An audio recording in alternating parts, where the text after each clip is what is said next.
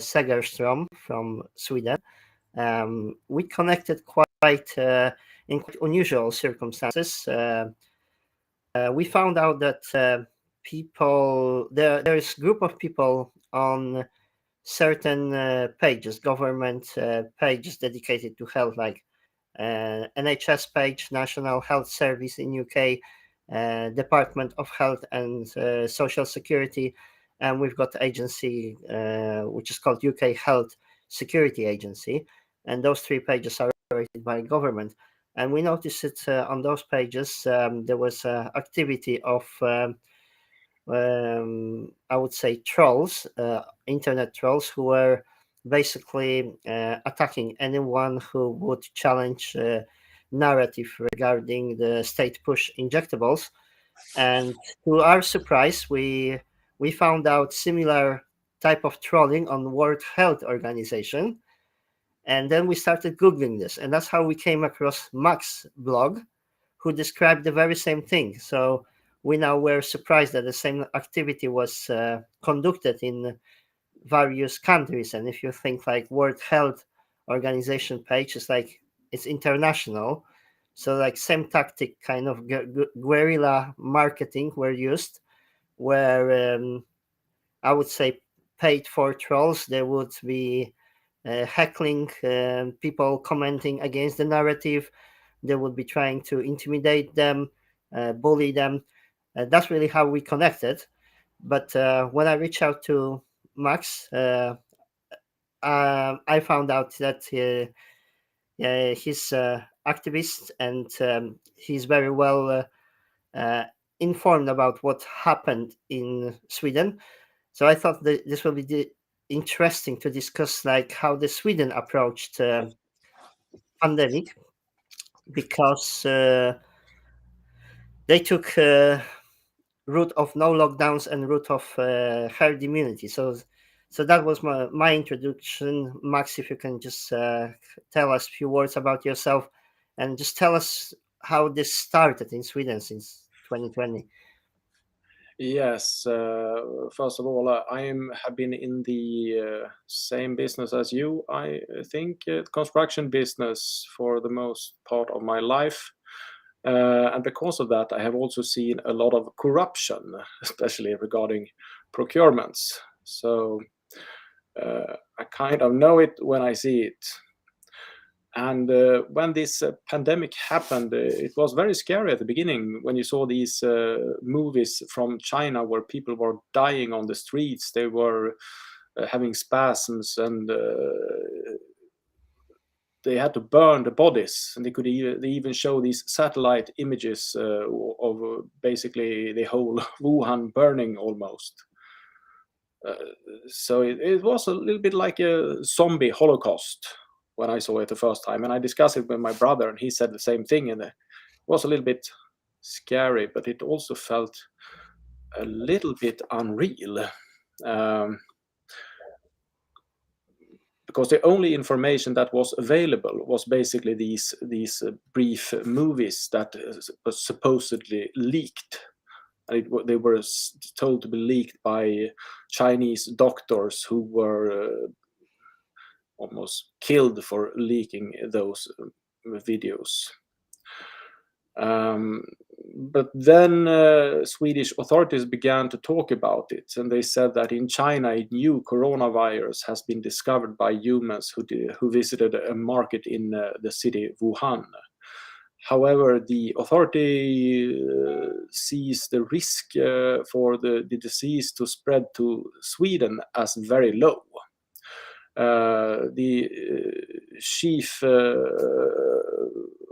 doctor in Sweden of diseases, Anders Tegnell, he said that for this to become a large outbreak, it is required that a virus is very good at spreading from human to human.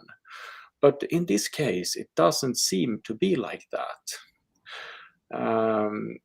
And then 2 weeks later, the WHO classified the outbreak of coronavirus as an international threat against the human health. And then 20 days later, they declared a pandemic. What day was that in Sweden? We had the lockdown start from 23rd of March 2020. That took kind of a long time. And it also it was not the same lockdown as everywhere else in the world. I mean, actually, Sweden did not lock down. Yeah, it was kind of a little bit, but not that massive. There were little Basically non-existent compared to many other countries. Mm-hmm. You need to basically use this alcohol gel to clean your hands when you enter the store. Sanitizer. Yeah, and you were not allowed to enter the whole family in the store. And I heard about group restriction, like no groups bigger than 50 people for events. Yeah, that was at first, and then they reduced it to 8 people. But people were also not allowed to drink any alcohol on the restaurants and pubs, nightclubs after 8 o'clock, because that was apparently very dangerous. We had the same, but after 10 o'clock, you would have to leave the restaurant, and the virus would attack. Yeah, exactly. But only when you're drunk, then it's dangerous. But if you're drunk before 8 o'clock, it was fine. Then it was safe. So that was interesting. And from the beginning, also there were no vaccines. So tell me, because we were chatting before that, like how this narrative build up. Because initially, Sweden seems to have this common sense, and actually, it wasn't that politicized. It was actual health advisor who said there's nothing to panic, the risk is low. Yeah, he was. How did the narration change? Like you said about media, if you can talk us through this. Exactly, it was the media who began to spread articles from the rest of the world, and even not even articles. They were basically trying to induce fear into people by saying how dangerous this virus is, and that it is everything. We need to protect the vulnerable people, the old and the sick especially. And everyone had to take the vaccine when it becomes available, because otherwise you are basically a murderer or something like that. Was it straight away into such? I mean, did they start straight away from producing this fear porn? How we call this? Yeah, not until the vaccines were ready, because Trump was in power. And everyone in Sweden hated Trump, or almost everyone, at least the media. They wrote a negative article about him almost every minute, 24/7 during a year, which was more than in United States, I think. Trump's role was instrumental in producing the vaccines. Yeah, because he talked about this warp speed, blah, blah, blah. Let's do this vaccine. It's possible. Let's skip all the security protocols. And people said, no, that is not possible. They will not be able to make that vaccine. And then they had the election in the United States. And then suddenly Biden came into power. And then they had created this fantastic vaccine to save the world. And everyone had to take it.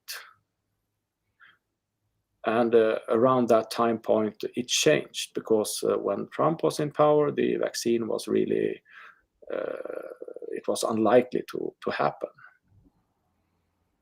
But after that, and when the vaccine were ready, everyone wanted that.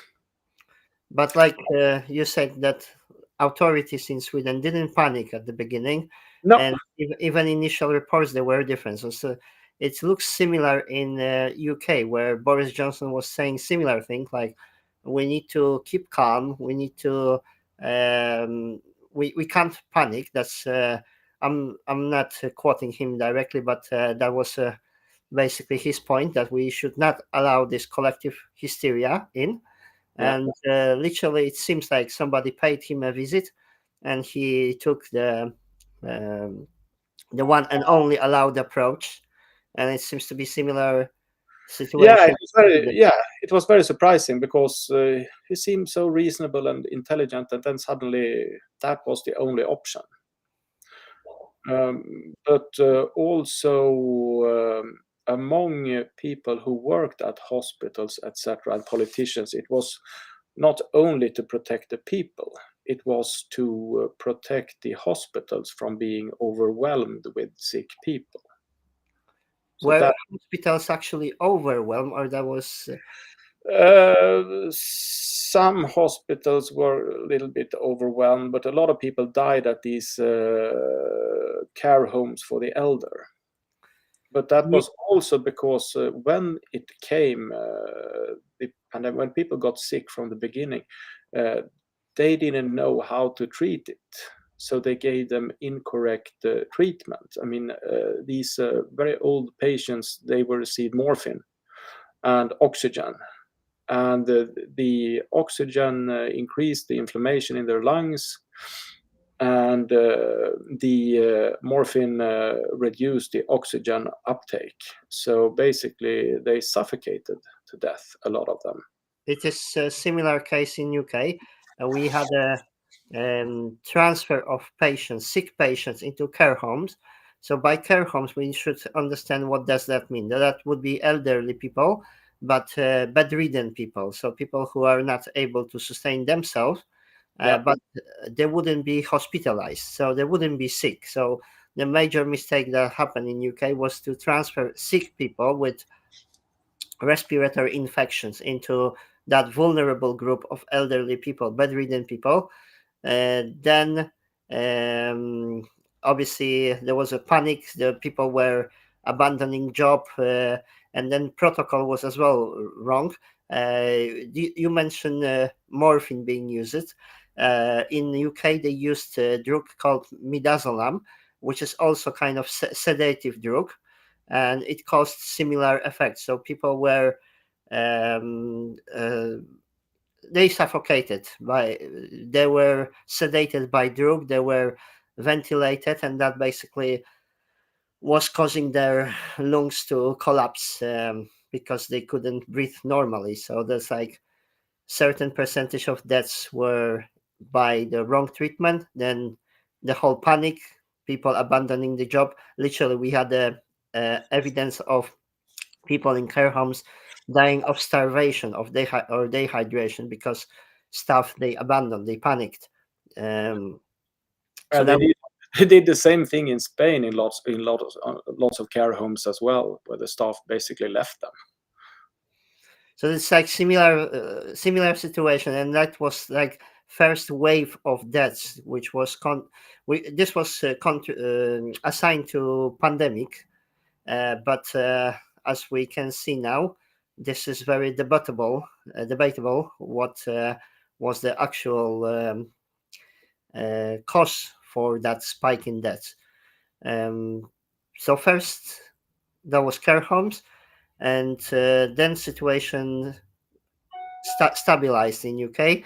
There was obviously throughout the year there was issue with accessing health services. How was it in Sweden? Were people able to access doctors, or No, uh, it got a little bit restricted because of that, as far as I understood.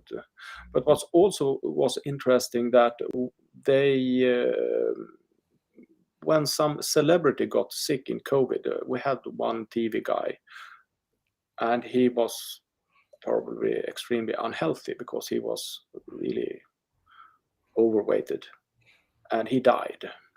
And that made a lot of people believe that, oh, if it could happen to him, it can happen to me too.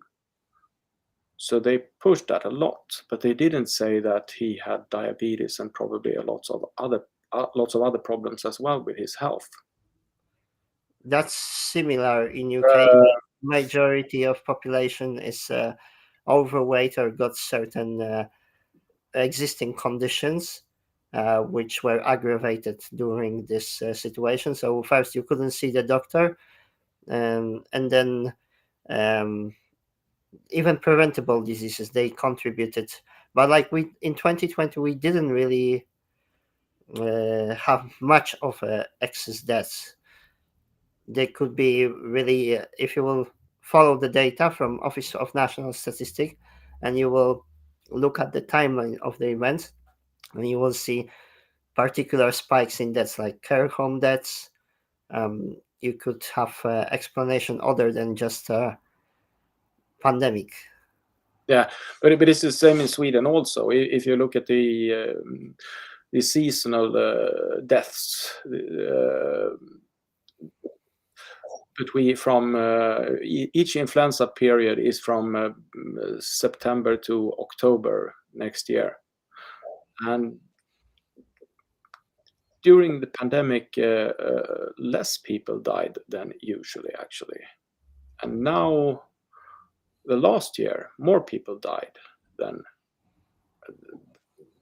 other years. So it's a little bit strange that if the pandemic was really that dangerous, a lot of people should have died, but that wasn't the case. Now more people are dying.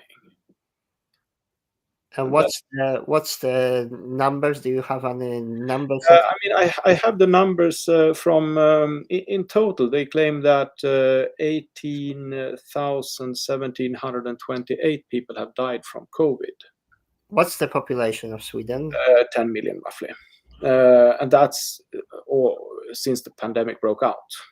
And if you look at how many of these had no documented background disease, it was 2,864 persons. For the whole period since 2020? Yeah, who were completely healthy according to their journals. But high blood pressure, for example, that was 14,589 persons who had that. And two people who had two or more of these four background comorbidities.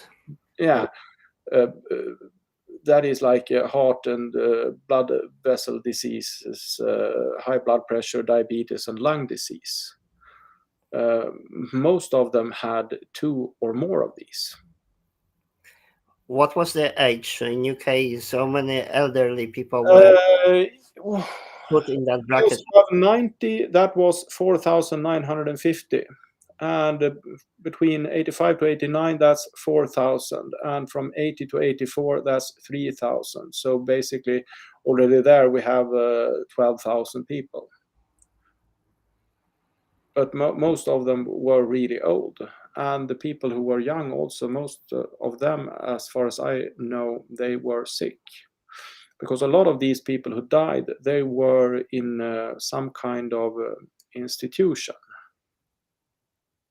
If you have a special disease, if you have Down syndrome, for example, you usually have problems with heart diseases, and that makes you vulnerable to any flu. And what was also interesting is that during the pandemic, no one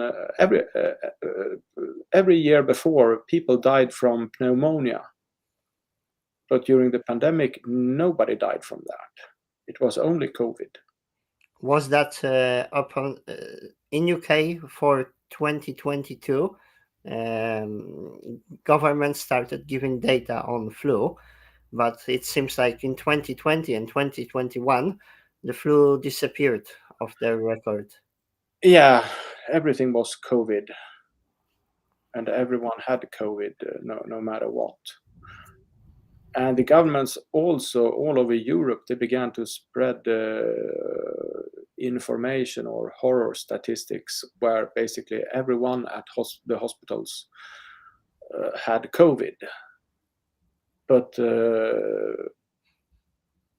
that was often not the real reason why they were at the hospital. I mean, if you were there to give birth to your child, or you had hurt your knee or something, you still had to do this COVID test. Can you tell me how that was positive, then you were there for COVID. Can you tell me how the whole narration built up in media over this first 12 months? I will just start from UK to give you comparison. So Yeah, when we were just informed at the beginning, you remember a situation with Boris Johnson. So he yeah, said, we will stay calm, we will just allow herd immunity.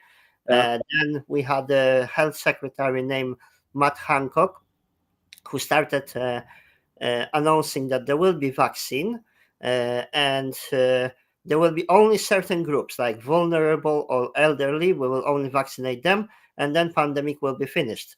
Then this started. We basically we had like daily briefings by the government and specialist sciences. So like bit of like propaganda, like in China. Yes. The government was taking over the uh, TV station for 1 hour, 1.5, and they were producing this brief. And they were basically every day they were providing data on deaths. They were providing data on like when the vaccine will be rolled out, and they were producing this what I called fear porn. And the narrative also changed because initially they just said only elderly, only vulnerable people need to take it. Then they started like only people, if people under 50, if people under 40, if everybody, they just pushed the line. They were moving the goalpost after every time when they announced something like, okay, we will finish when we vaccinate everybody under 50. And then all of the sudden we were having a year later we were having a situation where we were discussing vaccinating 6 months old children, which make no, there was no data and no evidence that this is is beneficial. How this evolved in Sweden? Exactly the same. That You the see, vaccine was very limited from the beginning, so it was only to the really vulnerable and the old and the sick. And it was never intended to be inserted or into kids. But the more time passed, the more people had to take the vaccines because it was so good. And from the beginning, it was mostly fear. But later on, also they began to more or less threaten people to take the injections, because if you were going to work at certain employers, you had to take the shot, otherwise you will basically be fired. was that suggestion or was that mandate that will It was actually mandated in certain regions in Sweden, so people had to do it. They had to take the shot even though they didn't want to, because they said it prevented disease. It was to protect the old, the elder, and protect everyone else, basically. what sectors, what groups were forced to take vaccine? Healthcare, mostly. Because in Sweden they are divided into regions. And the regions, they had their own criterias. Everyone who's going to work at us, they had to take the shot, or in some regions you only had to take the shot if you're going to work very close to these kind of patients. But in general, there was no forcing except that, but a lot of people were forced: nurses, doctors, etc. We only had one group that was forced, that was care home staff, and they literally could be sacked from their job. They could be dismissed from their job if they would refuse, and that's what happened. But then when it came to medical services, protests, they joined protests. So like protests were never organized by in UK. They were never organized by the medical services. It was organized by people, and at certain stage, we got NHS, National Health Service. That's public health in England. We had those people joining us, and this was the moment. In UK, there is something fascinating which I find about UK, like National Health Service is like kind of a religion in itself. because this culture in England is like not dominated by, let's say, one religion like Catholics, Orthodox, Jews. You understand me? Yes. But the only thing that like majority of people will resonate with would be cult of NHS. NHS was established after World War II, and that was collective effort of the nation to provide this free health service for everybody. So if there is something that politicians want to use to get sympathy of the public, they will always say, "We build the NHS. We will work on NHS."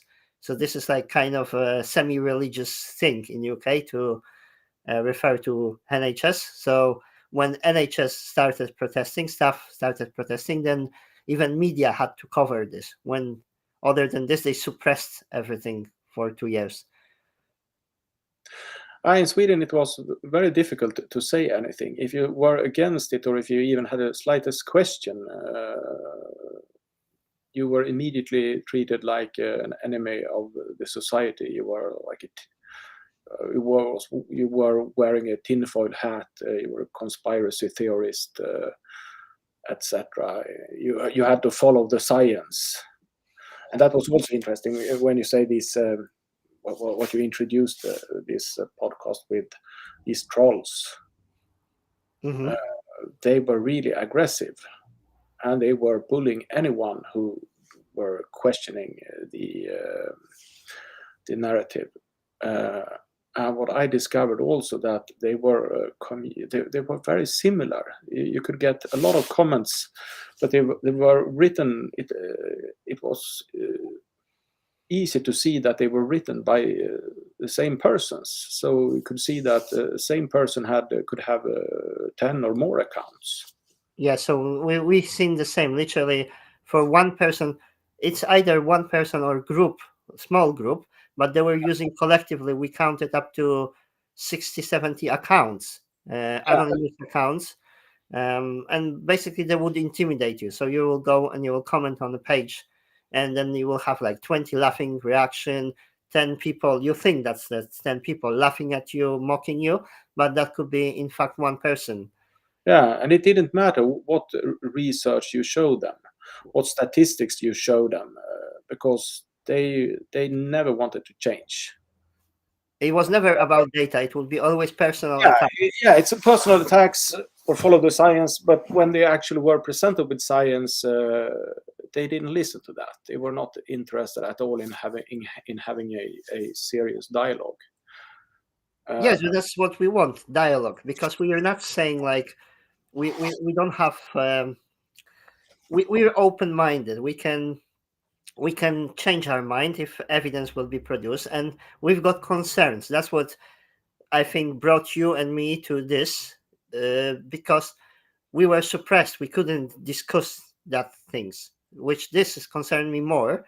If that's the situation where you are produced choice, you can take this medicine. That's the positives. That's the possible adverse effects.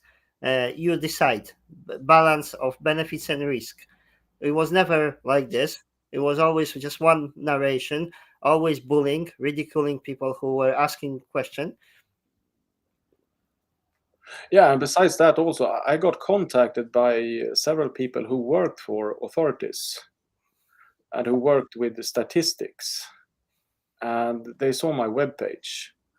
Oh, that's actually one thing that we will be asking for help with. There is, with every activity, every activism, we're putting our time free of charge, but there is also some set cost of running. So Max page had like 600,000 views, and it's quite a useful resource. You can, although it's in Swedish, you can use Google Translate to access that data, and it's really interesting source of information of what happened throughout that period. We would like to ask you to support this page. There is cost of hosting that page. It's just like €250, I think, for a annual hosting. We will put some sort of fundraiser for this if you can help. If, I don't know, 250 people will donate €1, £1, it would cover cost of hosting. So that would be really helpful. We will post a link to that page. We cannot rely on mainstream information anymore. Mass media, they compromise themselves. That's the reason why we connected, and it's not just us. There is so many other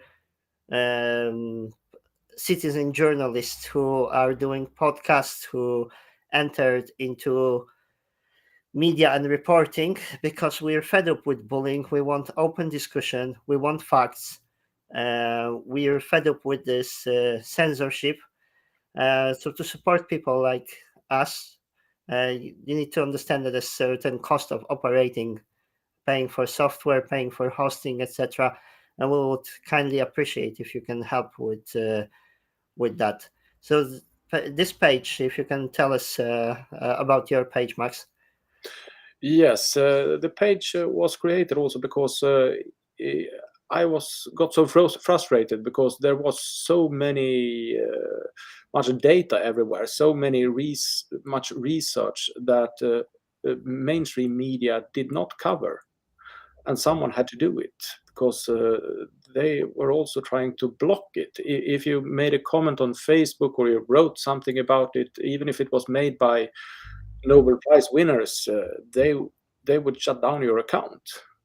Even government-owned data would be censored on Facebook. You could literally quote ONS, Office for National Statistics in UK, and you will still get banned. You will still get shadow banned, censored.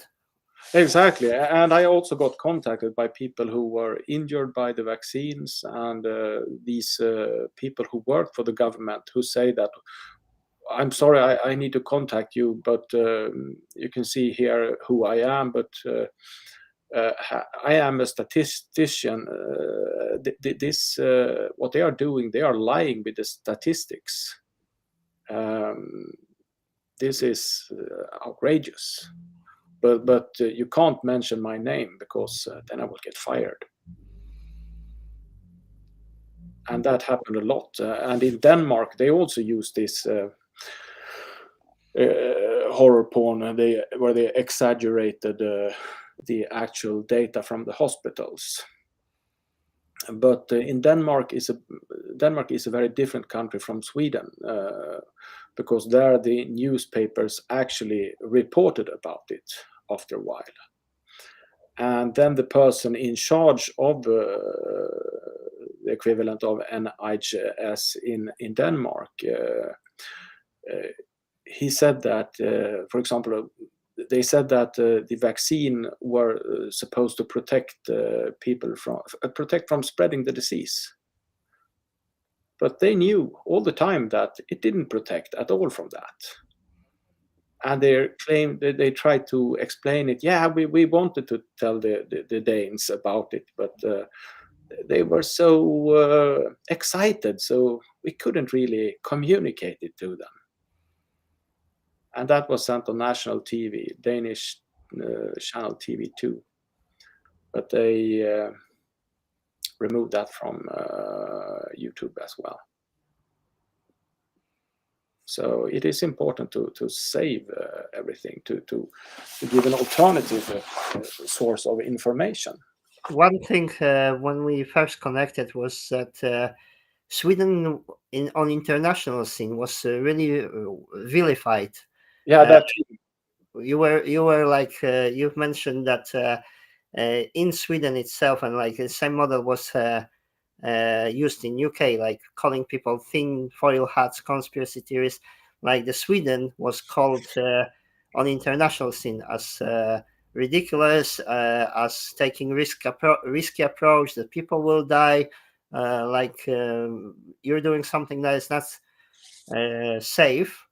But then in the end, it except of internal push for vaccines, which we know happen all over, this was most sensible approach, because like economical toll, the UK economy is absolutely in shambles. The country was halted in every activity, and How does the economy look like in Sweden? And you said about risk ratio when it started. So were Swedish government and Swedish media actually providing the risk analysis, like benefits to? Not really. It was only one way. It's you need to take the shot, otherwise you're a killer, basically. But regarding lockdowns, what was the narrative? Because other countries were locking down. So how does this? Yeah. How did they explain this to you? Okay, guys, we're not locking. Everybody else is going crazy. How does work out in media?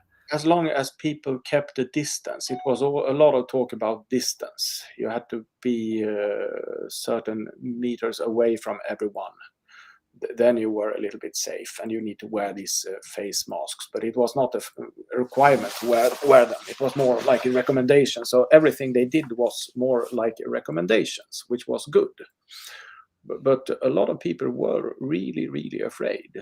So if you went to the store and you went shopping and you were too close to someone, they could scream at you. In UK, literally, we had like one-way system, arrow, where you can only go one way direction. Was the same in Sweden? No, but when you were in the queue, there had these markers on the floor where you need to stay. So it was, I don't remember how much distance was, but I think it was slightly different. We had 2 meters, and in Sweden it was 1.5. yeah, maybe something like that. And if you wanted to go to where you buy liquor in Sweden, they didn't allow everyone to go inside. So people had to stay in a queue outside. Mm-hmm. But in normal stores, nothing except for the queue. I'm just reading through comments. I got a person from Australia commenting that Melbourne had arrows too. And it was comment about trolls, so they did exactly the same as we were told. Yeah. They never approached the facts. That's why it was always revolving to personal attack, because you would ask genuine question, and you could even mainstream media, which actually suppressed the information, they had to admit. Let's say even likes of BBC in UK, they had articles when they were admitting that that person died actually from the actual vaccine. So this, how can you dismiss this? So at least we would expect discussion. We don't draw conclusion immediately, but then we want to have an open discussion. If this person died from that medicine, why can't we have an open discussion to see if this is really the right way to do it? Yeah, they didn't have that. And that was also interesting because the more the vaccine had been used, the more side effects were reported. Because now in total there have been close to 120,000 reports that has been documented. Something It's in UK, it's extremely difficult to report adverse effects, and this data is like often dismissed. So some people, they say only 5% tops is being reported because like system don't want to admit that there could be side effects. Then the doctors will be vilified because end of the day they are in the business of pushing those drugs. So it's really difficult situation, and then like having, you just mentioned population of Sweden is 10 million, and you got 100,000 adverse yeah, it's a reaction. little bit more, but it's something like that. For UK, we got 68 million population, and we had we have still a report called Yellow Card from Medicine Health Regulating Agency. They in their data they reported 1.5 million adverse reaction, but this could be anything from, I don't know, itchy arm to whatever, heart attack. And then it was reported that 2,200 or 2,400 people actually died due to taking those injectables. But again, there is opinion that it's highly underreported, that no more than 5%. Yeah, I mean, I have the actual numbers in front of me now. I was exaggerating a little bit. It's last report that was made on the 5th of January. It was 104,874, but that was close enough. And 420 of them are deaths. But it. What's interesting about these statistics also in Sweden, there are research. There is a report that has been made, a scientific study by Swedish scientists, who also state that it's less than 5% that actually are reported. And during the swine flu, we had this pandemics, that vaccine, that got stopped really quickly compared to this, with much less reports being made. And the number of reported side effects for these things that have used now, they are more for all vaccines that has been used since they began to register side effects in Sweden, combined all together. And that is a lot. And instead of admitting that or trying to stop it, the authorities instead, they say that, yeah, but it's good. It's good that people are reporting are so good at reporting, because that will make them more safe and secure. Mm-hmm. Which partially is true, but it's extreme. And I've also been contacted by people who have lost their loved ones, etc., because of this. And we're not talking about old people who are probably might have died anyway, but young people. I'm gonna link page to. I'm gonna link copy link to your page. You can use Google Translate to access most of those articles if they're in Swedish, but there is close to 900 articles, and it had over 500,000 views. So that's why we wanted to ask you to help to support this page and help to cover the cost of hosting. This is just a cost of operating. We don't run this commercially, so this would definitely help. Yes. Right. So this should be in the chat. But Yes. we're streaming on 3 Facebook channel and 1 YouTube, so it's not. It might not show up on every chat. So I will check again after we finish stream to ensure that this link is there. But it was also interesting to see, because they pushed this so much, so people who got really bad side effects, they still wanted to take the next one, even if they got a blood clot in their lungs or somewhere else. Let me stop you here. The people who were injured still want the shot, or they're bullied into taking shot? Is this? Yeah, both. Both. But many people were so scared, so because they believed that they were going to die if they didn't take that shot. That's what was said here.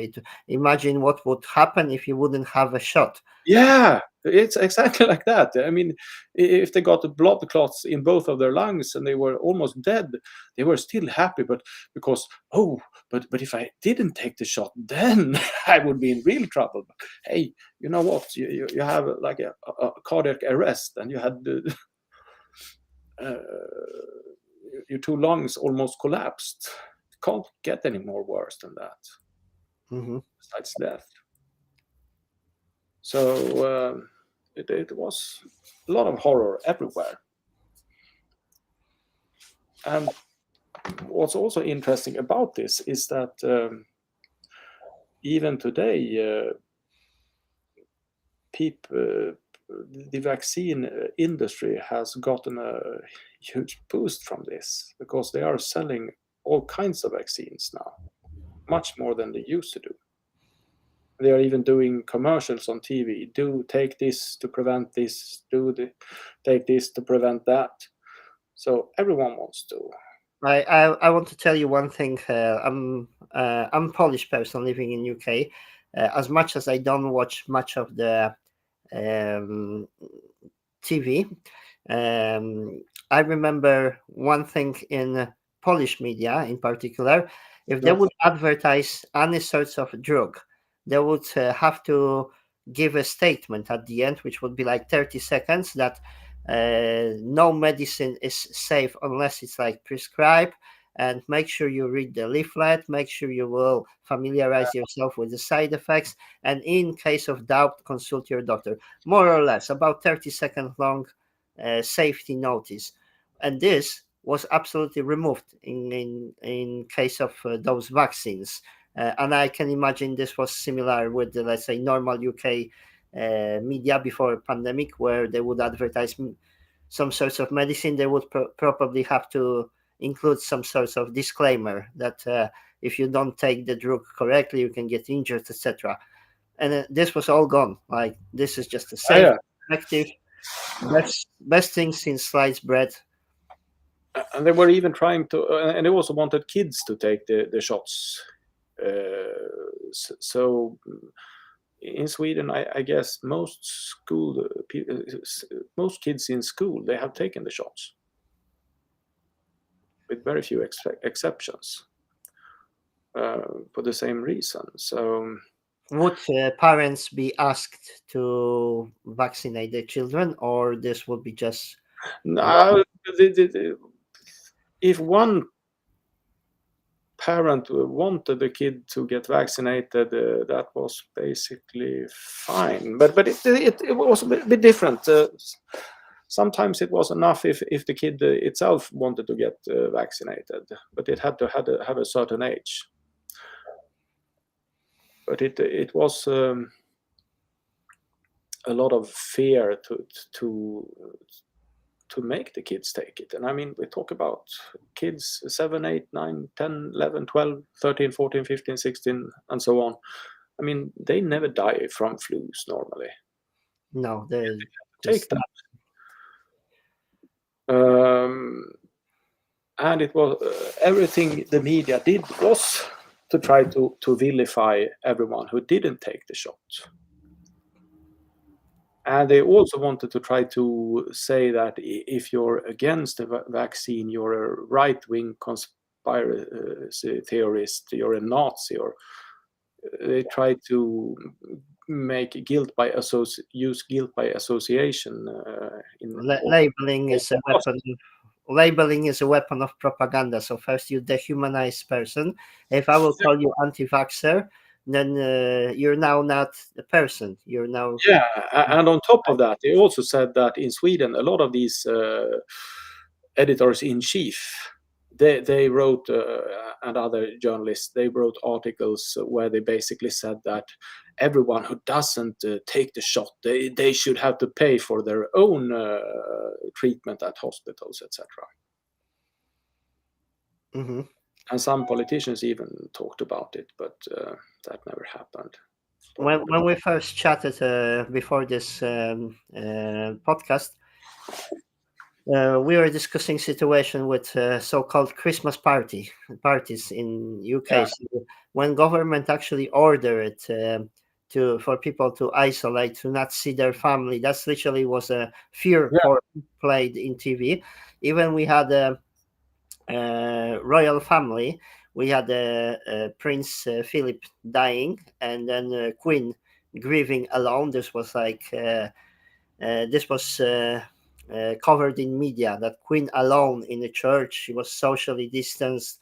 She was grieving her husband's death, while at the same time, government and opposition, both we got Conservative Party and Labour Party, they were both caught having parties, drinking alcohol, having gatherings. So in the thick of this, like 2020, when they raise such a big alarm, they petrify everybody in the country. They themselves, they were paying no attention to this, and they were caught partying, and was the same in Sweden. Yeah, people stopped hugging their family and friends. And people at these elder care homes, they often died alone. So it was tragic. And when people met, instead of shaking hands with, they used the elbow. Some probably still do, but it was also one thing that I got disturbed with was when I went to a store, I could see the fear in people's eyes. It was horrible to see because they were really, really afraid.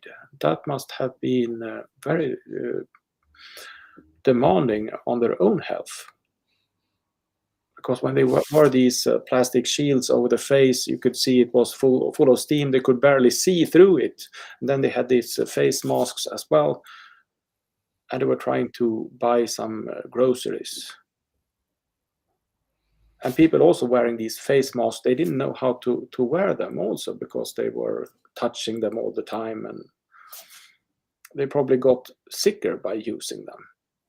We had some ridiculous situations. So in order to enter a restaurant, you will have to wear the mask, but you literally have to put this for 15 seconds. Go through the door, cover your mouth, then sit down at the table, take off your mask, eat.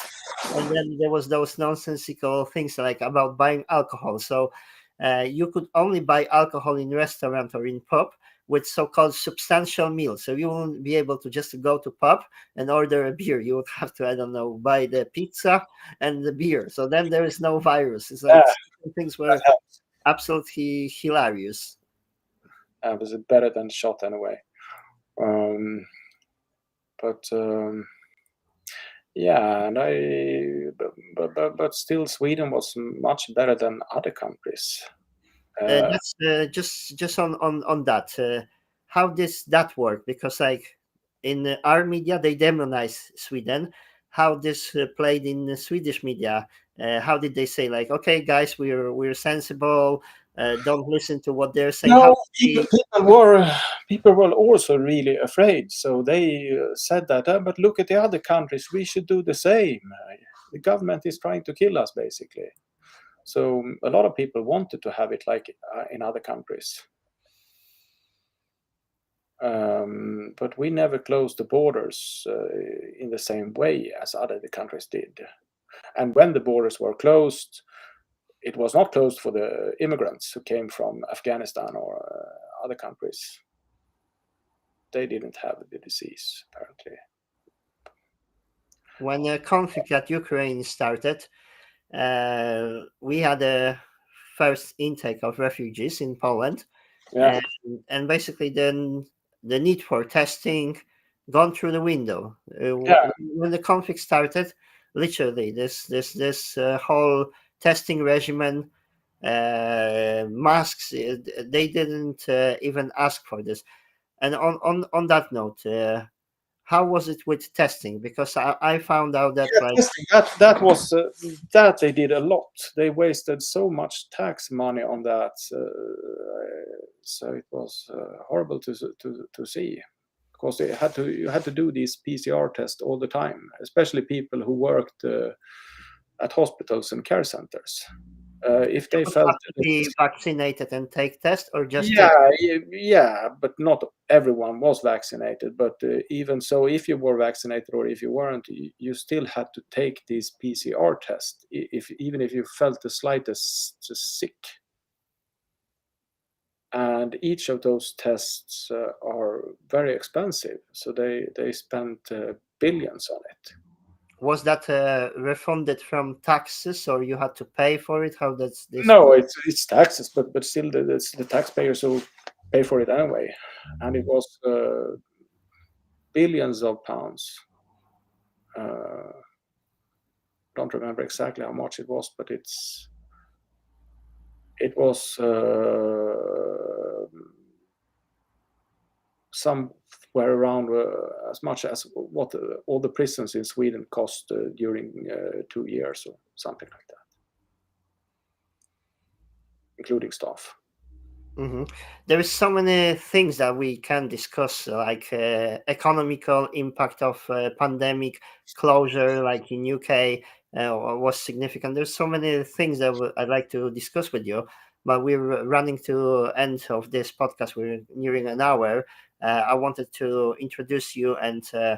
Myself, I'm new to podcasting. I was doing live streams during the pandemic when people were protesting against lockdowns.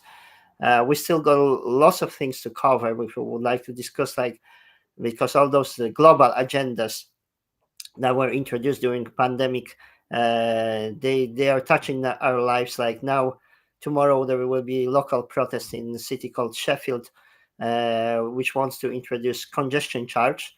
If you will drive your car into town center, you would have to pay. That will affect businesses.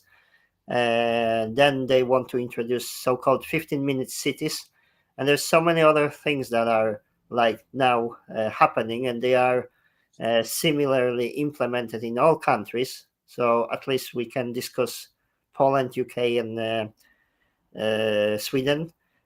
So we would like to do more podcasts. If you would like to drop us some question and help with covering cost of operating this, like covering the cost of hosting the sites, etc. We'll just provide some details. We'll appreciate your support.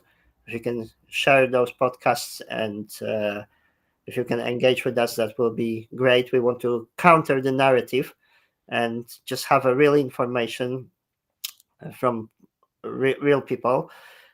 So we're looking forward to hear your feedback and like what would you like to hear more, because this is a unique perspective. Like we only heard media propaganda, but it's a different thing to actually speak with somebody who is on the ground and see how this played. Could we do certain things better? What's your thoughts, Max, about this? Yeah, I mean, it's necessary. I mean, I don't want to write anything. I think journalists should do it, but they don't. So I have to write about it. It's my obligation to inform about it, because I don't want my kids to grow up in a world based on so many lies. It is same for me. I'm coming from post-communistic country. If not generation of my parents and grandparents standing up against the regime, then I wouldn't be living in a free country. So I feel obliged to now put this effort in. We're not making career out of this. We are spending our time. We're dedicating our time, but we're asking for support because it's not possible for anybody to do anything alone. So if we can disseminate this message, we can counter the narrative of mainstream media, which is totally sell out. It's totally corrupt. We can. They want use technology to enslave us, to control us, and to censor. We want to use the same weapon, double-edged sword. We want to use to communicate with people, to connect, to create communities, to stay informed, and to basically push back. Because I believe in democracy. We want to have sensible society. We want to make friends with people. We want to live normal lives. So that's one way to do it, is to push back on those agendas, is to challenge the information flow. And it's interesting also to see when you see something being reported in the media, you can get the impression that, oh, this is what everyone in UK thinks or everyone in Sweden thinks, but when you speak with people out on the streets, usually it's not like the media says.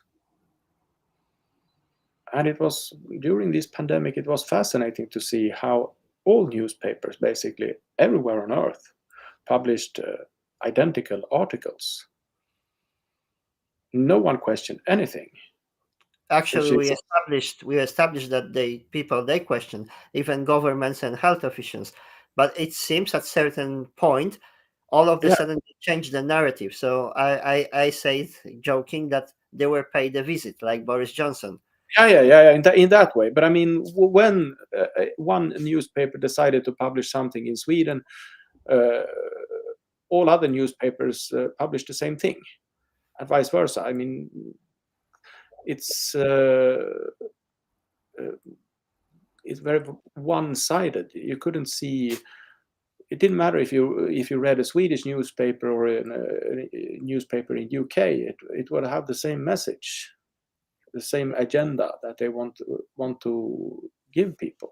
What was quite obvious what happened during this period of time, you would have, let's say, 10 or 12 press titles in majority of shops, like main newspapers in country, and you will see them having the very same front pages, the very same advertisements, the same uh, information.